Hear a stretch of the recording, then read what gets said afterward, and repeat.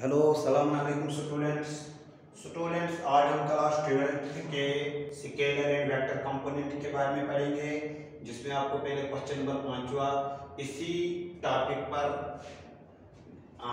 मैंने लिखा है find the scalar and vector component. आपको स्केलर कंपोनेंट बोलना है। स्केलर कंपोनेंट को दूसरा नाम डायरेक्शन रेशियोज बोलते हैं and vector component of the vector with initial point and terminal point -5 7। अब देखो दो पॉइंट आपके पास है, एक इनिशियल पॉइंट है। इनिशियल पॉइंट का नाम हम ए रखेंगे। इसका क्या आएगा 2, 1 इसका पॉइंट है 2, 1 और टर्मिनल पॉइंट क्या है -5, -7। अगर आपको स्केलर कंपोनेंट बोलना है, अगर आपको वेक्टर कंपोनेंट बोलना है, तब आपको पहले ए और बी का वेक्टर बनाना है। ए बी वेक्टर निकालना है। ए बी वेक्टर कैसे आएंगे, एक्स एलिमेंट को एक्स एलिमेंट के साथ माइनस, वाई एलिमेंट को वाई एलिमेंट के साथ माइनस और एक्स वाले के साथ आई कंपोनेंट के साथ रखना है और वाई कंपोनेंट के साथ जे वाई एलिमेंट के साथ जे कंपोनेंट के साथ रखना है। फॉर एग्जांपल मैं पहले इनिशियल पॉइंट और फाइनल पॉइंट सामने रखता हूं हियर। आप देख लेना कैसे करना है। हियर अगर मैं सीधे ए बी वेक्टर निकालता हूं, ए बी वेक्टर बराबर होते हैं position vector of B minus position vector of A. Direct भी हम निकाल सकते हैं। -5 को 2 के साथ माइनस करना है, एक्स एलिमेंट को एक्स एलिमेंट के साथ -5 -2 साथ रखना है आई क्योंकि वेक्टर में बना रहा हूं।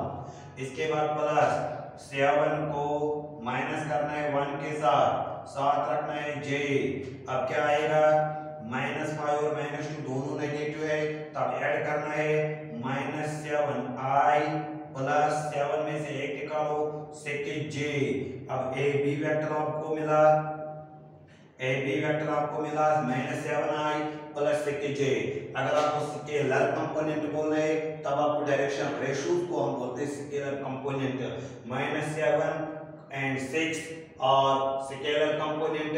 अगर आपको वेक्टर कंपोनेंट बोलना है तब आपको बोलना है -7 आई भी साथ बोलना है, जे भी साथ बोलना है एंड सेकंड जे और वेक्टर कंपोनेंट। या सीधे देखो स्केलर कंपोनेंट इक्वल टू कौन कौन आएगा -7 एंड 6। वेक्टर कंपोनेंट वो कौन आएगा -7 आई एंड आएगा 6 जे। ये हो गया पहला मेथड। हम उसको दूसरे मेथड के तरीके से भी कर सकते हैं जिसको हम बोलते हैं पोजीशन वेक्टर के हिसाब से भी हम इसको कर सकते हैं। आप देख लेना मैं इसी क्वेश्चन को पोजीशन वेक्टर के जरिए कर सकता हूं। देखो क्या करना है, पहले आपको बनाना है स्पेस है, ये एक स्पेस है। इस स्पेस में ये x होता है x एक्सिस, ये y एक्सिस होता है और ये z एक्सिस होता है। अब इस स्पेस पर आपको इनिशियल पॉइंट भी पता है, इनिशियल पॉइंट 2 1 है। इनिशियल पॉइंट मान लो यहां है 2 1, इसको मैं नाम रखता हूं a और टर्मिनल पॉइंट है -5, 7 वो मान लो यहां पर है, इसको मैं b नाम रखता हूं -5, 7। अगर मैं a को ऑरिजिन के साथ मिलाऊं पोजीशन वेक्टर बनता है। ओ a को मैंने इसके साथ मिलाया बन गया पोजीशन वेक्टर ऑफ a। अगर मैं b को ऑरिजिन के साथ मिलाऊं बन गया पोजीशन वेक्टर ऑफ b। और अगर मैं ए बी मुझे निकालना है आप देख लेना ये बन गया ट्रायंगल ऑफ इनइक्वालिटी के हिसाब से हम कर सकते हैं O A plus A B equal to O B के हिसाब से भी हम कर सकते हैं बाय ट्रायंगल ऑफ इनइक्वालिटी। अच्छा ये क्वेश्चन इसी हिसाब से भी कर सकते हैं, ठीक रहेगा क्योंकि आगे हम ट्रायंगल ऑफ इनइक्वालिटी जरूरत पड़ेगा। सॉल्यूशन क्या करना है आपको बोलना है by triangle law of inequality comma we get वो क्या बोलता है O A plus A B equal to O B. O A vector plus A B vector equal O B vector. अब आप क्या करना है, हम सॉल्व करेंगे। ओ ए वेक्टर को मैं शिफ्ट कर सकता हूँ मुझे, क्योंकि ए बी वेक्टर निकालना है। तब क्या आएगा, A B vector equal to O B vector minus O A vector. अगर आपको पोजीशन वेक्टर निकालना है ओ बी का, तब मैंने आपको बोला था बी को ऑरिजिन के साथ मिलाना होता है 0 0, तब आएगा ऐसे ही -5 -0 आई। सीधे पोजीशन वेक्टर भी आपको बनाना पड़ेगा ना, सीधे -5i + 7j। Position vector B ये याद रखना है, ए B equal to -5i + 7j। इसके बाद ये माइनस में वापस रखूं, ये माइनस। अब पोजीशन वेक्टर पे क्या आएगा, 2i + j, 2i + j। इसके बाद मैं माइनस अंदर दे सकता हूं, फिर हम i कंपोनेंट को i कंपोनेंट के साथ एरिया सब्ट्रैक्ट कर सकता हूं, j कंपोनेंट को j कंपोनेंट के साथ एरिया सब्ट्रैक्ट कर सकता हूं। It depends upon the sign. A B equal to, आप देख लेना, मैं क्या करूं, -5i + 7j, मैं ये माइनस अंदर देता हूं, -2i - j। अब सीधे सॉल्व करो, ए बी इक्वल टू जो i कंपोनेंट है इनको एरिया सेपरेट करो, ये -i है, ये -2i है, क्या आएगा -7i ऐड करना है। ये 7j है, वो -j है, क्या आएगा 6j हो गया। अब इसके बाद क्वेश्चन बोलते हैं स्केलर एंड वेक्टर कंपोनेंट। बोलो स्केलर कंपोनेंट क्या लिखना है, the scalar components are -7 and 6, the vector components are क्या लिखना है, -7i and 6j। ये होगा पहला क्वेश्चन। इसको मैंने दो तरीके दिखाया, मगर दूसरा वाला मेथड अच्छा है, क्योंकि पोजीशन वेक्टर के हिसाब से हम मेथड को सॉल्व कर सकते हैं। अब हम आगे जाएंगे क्वेश्चन नंबर 6 पे। क्वेश्चन नंबर 6 बोल रहा है find the sum of the vectors. Question number 6, find the sum of the vectors. सीधे हम वेक्टर्स को जमा भी कर सकते हैं, हम वेक्टर्स को माइनस भी कर सकते हैं, हम वेक्टर्स को मैग्नीट्यूड भी निकाल सकते हैं, हम वेक्टर्स को कोलिनियर भी दिखा सकते हैं, सब चीजें हम कर सकते हैं। ए वेक्टर कितने, i + j + k, A vector equal i + j + k। B vector कितना है, बी वेक्टर है -2i + 4j, -2i + 4j + 5k, कुछ भी लिखो, हमें ऐड सीखना है। फाइंड द सम हम खुद भी लिख सकते हैं, i - 6j - 2k, i - 6j - 2k, मान लो ये है, हमें सम करना है। हियर सम कैसे कर सकते हैं, सीधे ए वेक्टर को बी वेक्टर को सी वेक्टर को जमा करना है, या आपकी मर्जी है, पहले इन दो वेक्टर्स को जमा करो या तीनों को इकट्ठे करो, आपकी मर्जी है। देखो पहले मैं ए और बी को जमा करूं, जमा कैसे करना है, आई कंपोनेंट को आई कंपोनेंट के साथ, जे कंपोनेंट को जे कंपोनेंट के साथ, के कंपोनेंट को के कंपोनेंट के साथ। आई -2i क्या आएगा, -i + i 0i। इसके बाद j + 4j 5j में से 6j निकालो, -1j। इसके बाद k + 5k 6k में से 2k निकालो, 4k। अब हम ये 0i का मतलब हम सीधे लिख सकते हैं, 0i नहीं लिखेंगे, i + 4k, ये इसका आंसर है। हम सम कर सकते हैं, सम बहुत ईजी है, हम माइनस कर सकते हैं। हाँ, इसके बाद हम आगे जाएंगे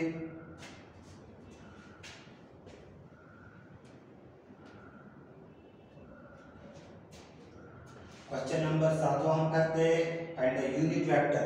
यूनिट वेक्टर मैंने आपको दिखाया भी, मैं यहाँ क्वेश्चन नंबर 7 लिखूँ, क्वेश्चन में खुद बनाऊँ, find the unit vector of a equal to i + 2j + 6k। इसका यूनिट वेक्टर बनाना है। यूनिट वेक्टर हम डिनोट करते हैं ए केप से। This is unit vector. पहले यूनिट वेक्टर से पहले हम मैग्नीट्यूड ढूंढ सकते हैं। हियर मैग्नीट्यूड से पहले हम डायरेक्शन रेशो या स्केलर कंपोनेंट ढूंढ सकते हैं। हियर ए वेक्टर इक्वल क्या आएगा, i plus 2j plus 6k। Direction ratio क्या आएगा, डायरेक्शन रेशो हम a b c से डिनोट करते हैं। 1 2 6 कोएफिशिएंट लिखना है, i j k का कोएफिशिएंट लिखना है।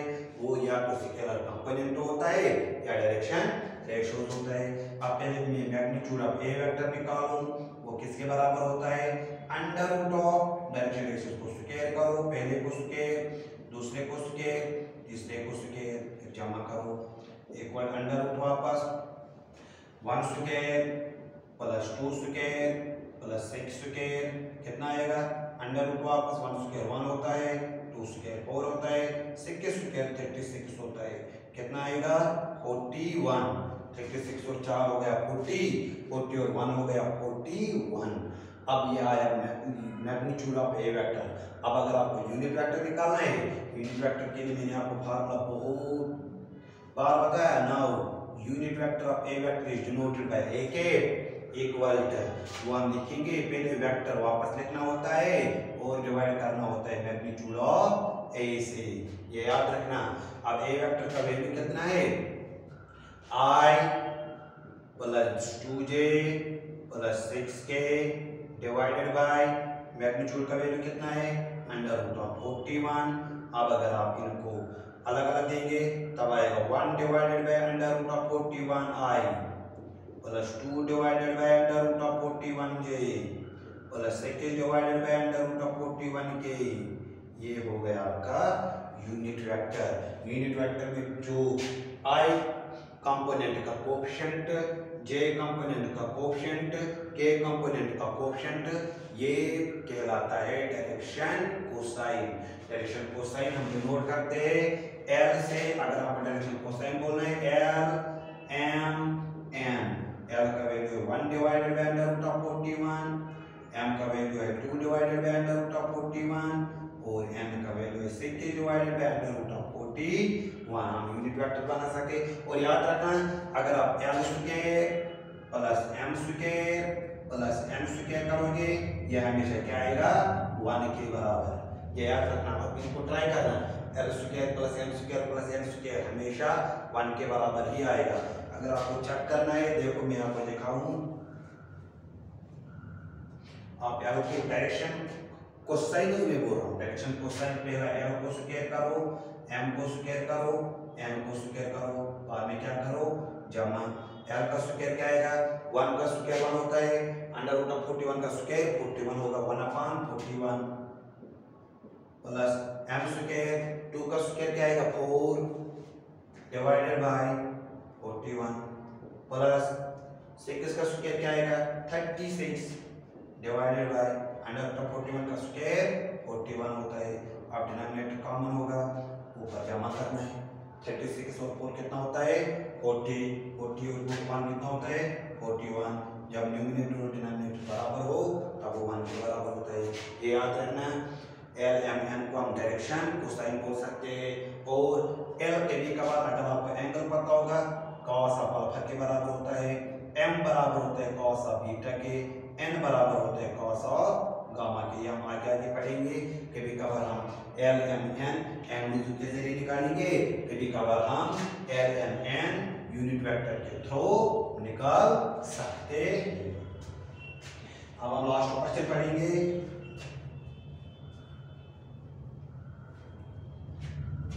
स्टूडेंट्स क्वेश्चन नंबर लास्ट क्या है, find the unit vector in the direction. Question number 8वां है, क्वेश्चन नंबर 8वां है।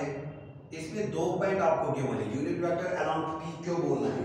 आपको इनिशियल पॉइंट भी पता है, इनिशियल पॉइंट P है, P का नाम ये कोऑर्डिनेट्स 1 2 3 1 2 3 और टर्मिनल पॉइंट Q है, इसके कोऑर्डिनेट्स है 4 5 6 4 5 6। आपको यूनिट वेक्टर निकाले around PQ, find the unit vector along P Q. पहले पे पी क्यू वेक्टर निकालो। पी क्यू वेक्टर आप ट्रायंगल ऑफ इनइक्वालिटी के थ्रू भी कर सकते हैं। देखो ये मैंने X axis Y axis Z axis बनाया, आप ये पी को पोजीशन वेक्टर बनाओ, आप पी क्यू ज्वाइन करो, आप ओ क्यू का पोजीशन वेक्टर ज्वाइन करो। देखो ट्रायंगल ऑफ इनइक्वालिटी यही बोलती है दो एडजेसेंट साइड्स का जमा तीसरे के बराबर होता है। अब क्या आएगा, O P vector plus P Q vector equal to O Q vector. अब आपको पी क्यू वेक्टर निकालना है, तब आप इसको शिफ्ट करो, तब क्या आएगा, O Q vector minus O P vector. अब अगर आपको पोजीशन वेक्टर निकालना है किसका, क्यू का, सीधे बोलो क्योंकि पोजीशन वेक्टर आएगा 4i plus 5j plus 6k, 4i plus 5j plus 6k। अगर आपको पोजीशन वेक्टर निकालना है किसका, p का, सीधे बोलो क्या आएगा, ये मैं यहां से हटा रहा हूं, क्या आएगा, i plus 2j plus 3k। अब आपको सीधे माइनस करना है, क्या आएगा, 4i में से 1i निकालो 3i, 5j में से 2j निकालो 3j, 6k में से 3k निकालो 3k। ये हो गया pq वेक्टर, मगर ये यूनिट वेक्टर नहीं है। अब आपको यूनिट वेक्टर निकालना है, unit vector along pq, unit vector along pq। मगर हमें पता है 3 3 3 डायरेक्शन रेशो या स्केलर कंपोनेंट कहलाएगा। अब अगर आपको pq का यूनिट वेक्टर निकालना है, पहले आपको pq का मैग्नीट्यूड निकालना पड़ेगा। मैग्नीट्यूड से पहले आपको डायरेक्शन रेशो देखना है, a b c, a का वैल्यू भी 3 है, b का वैल्यू भी 3 है, c का वैल्यू भी 3 है ना। i कंपोनेंट का कोएफिशिएंट a, j कंपोनेंट का कोएफिशिएंट b, k कंपोनेंट का कोएफिशिएंट c। अब अगर आपको मैग्नीट्यूड ऑफ pq निकालना है, pq vector equal under root of a square plus b square plus c square, a square plus b square plus c square, under root of a square का value 3 square plus 3 square plus 3 square, कितना आएगा, 9 plus 9 plus 9, 9 और 9 हो गया 18, 27 आया magnitude of pq। हम इसको LCM भी कर सकते हैं, फिलहाल ऐसे ही रखो, कोई बात नहीं, ऐसे भी कर सकते हैं। अंडर रूट ऑफ 27 इसके बराबर भी आएगा, 3 9 जा 27, 3 3 जा 9, तब हम ऐसे लिख सकते हैं 27 को 3 इंट 3। अब जोड़ी कर सकते हैं, दो 3 में से एक 3 बाहर आएगा, 3 अंडर रूट ऑफ 3। अब हमें यूनिट वेक्टर निकालना है along pq। Unit vector along pq को हम ऐसे लिख सकते हैं, pq k इक्वल किसके बराबर होता है, पहले लिखना होता है pq vector divided by magnitude of pq vector. अब आपको वैल्यू देना है, pq वेक्टर का वैल्यू कितना है, 3i plus 3j plus 3k, 3i plus 3j plus 3k divided by 3 under root of 3। अब हम अलग अलग देंगे, यहाँ है लास्ट में अलग अलग दे दो, तब क्या आएगा, 3i यहाँ लिखना है pq का मतलब क्या होता है, unit vector along pq, 3i divided by 3 under root of 3, फिर क्या आएगा, plus 3j divided by under root of 3 root 3, फिर क्या आएगा, 3k divided by under root of 3 under root of 3। अब यहाँ 3 3 काट, वहाँ आएगा 1 अपॉन रूट 3i प्लस 1 अपॉन रूट 3j, 3 3 काट करो ना, यहाँ भी 3 3 काट करो, plus 1 upon under root of root 3k। अब अगर आप इसका मैग्नीट्यूड निकालोगे, अब इसका मैग्नीट्यूड क्या आएगा, 1। हमें पता भी है m square plus n square भी 1 के बराबर होते हैं। आज हम इतना ही पढ़ेंगे। Thank you students.